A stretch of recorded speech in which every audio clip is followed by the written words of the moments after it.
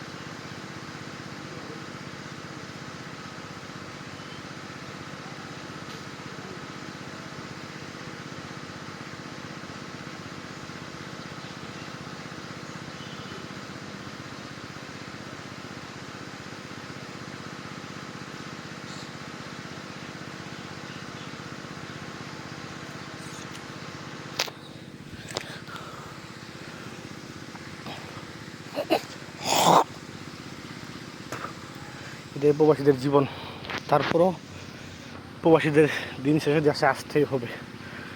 পুরোটা জীবন তো আর বিদেশ করা সম্ভব না। একটা সময়কে দেশে অবশ্যই আসতে হইব। দেশে আইসা কষ্ট পরিশ্রম না করলে কোনো কিছুই সম্ভব না।